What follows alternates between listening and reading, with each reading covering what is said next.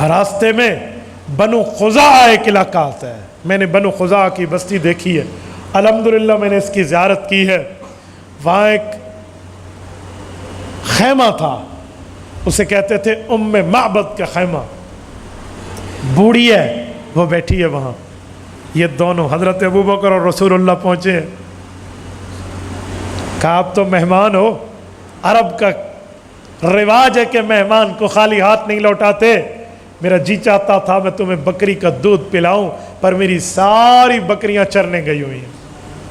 اور خاتون بڑی مہمان نواز تھی۔ میں سمجھانے کے لیے کہوں، آپ موٹر وے پر لاہور سے اسلام آباد جائیے، راستے میں آپ کو قیام و طعام ملے گا۔ یہ پرانے زمانے کا ام معبد کا خیمہ مدینہ اور مکہ مکرمہ کے درمیان یہاں کا قیام و طعام تھا، یہاں بڑے لوگ ٹھہرا کرتے تھے۔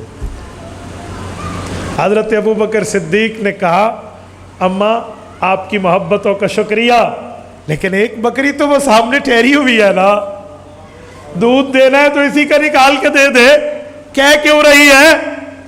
اس نے کہا یہ بکری بڑی مریل ہے، دیکھا نہیں ہے وہ بیٹھی ہوئی ہے، اس کا سانس بڑی مشکل سے چل رہا ہے، اس کا دودھ کہاں سے آئے گا، خوراک نہیں کھاتی، بالکل مریل سی ہے، اسے پیش کروں، مہمان کے سامنے بے عزتی کرواؤں، یہ مجھے برداشت نہیں ہے۔ تو یہ بکری نہ ہونے کے برابر تھی، اسی لیے اے مسافر بھائی میں نے اس کا ذکر نہیں کیا۔ ابوبکر صدیق نے آنکھوں میں رسول اللہ کو دیکھا اور رسول اللہ نے حضرت ابوبکر کو دیکھا، کہا ام معبد اجازت ہے آپ اس بکری سے کچھ ہاتھ سر پہ پھیر کے نکال لیں دودھ، کہ تمہیں ملتا ہے تو لے لو۔ رسول پاک نے ہاتھ بھرا ہے، اللہ، وہ تھن چھن چھن کے دودھ برسانے لگے۔ کہا لا ام معبد تیرے گھر میں برتن کتنے ہیں؟ بھرتے گئے بھرتے گئے بھرتے گئے۔ رسول پاک علیہ السلام نے آخری برتن بھرا، شاید ام معبد کے گھر کے برتن ختم ہو گئے، یہاں دودھ نہیں ختم ہونا تھا۔ بھائی نبوت کے معاملے، ہاں حضرت اسماعیل علیہ السلام کی ایڑی لگی تھی، زمزم کا چشمہ جاری ہوا، پانی جب نکلا نا تو حضرت اماں ہاجرہ نے منڈھیر باندھی اور پانی بڑھا، پھر منڈھیر باندھی، پانی بڑھا تو اپنی عبرانی زبان میں کہا زم زم، قف قف، ٹھہر جا ٹھہر جا، رک جا رک جا، سٹاپ سٹاپ، روک دیا۔ حضور پاک نے فرمایا میری اماں پر اللہ رحمت کرے، اماں ہاجرہ اگر زمزم نہ کہتی تو مسلمانوں کے پاس گلی کوچوں میں پانی پہنچ جاتا۔ یار حضرت اسماعیل کی پاؤں کی ایڑی کی رگڑ سے یوں چشمہ دنیا میں جا سکتا ہے، یہاں تو امام الانبیاء نے اس بکری پر ہاتھ رکھا ہے۔ وہ ختم ہو گئی برتن، لیکن بکری ہے کہ دودھ دیتی جا رہی ہے۔ حیران ام معبد، کہا کون ہو تم؟ بہرحال یہ چلے ہیں، پیچھے سے ان کے خاوند آئے ہیں۔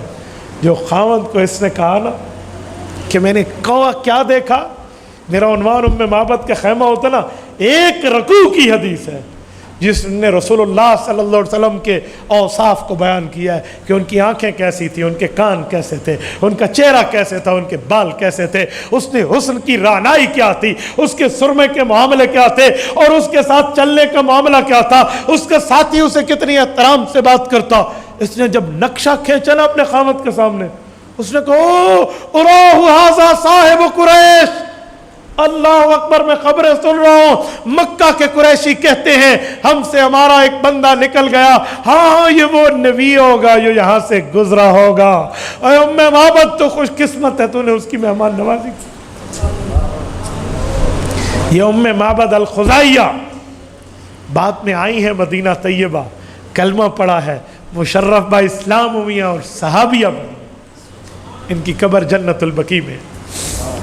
امام ابن القیم رحمۃ اللہ علیہ کی زاد المعاد فی ہدی خیر العباد جلد نمبر 2 باب قصہ ام معبد الخزاعیہ، یہ اٹھائیے، آپ کو پوری 2 صفحوں کی تفصیل ملے گی اس پر۔ یہ بھی معجزہ ہے میرے پاک پیغمبر کا۔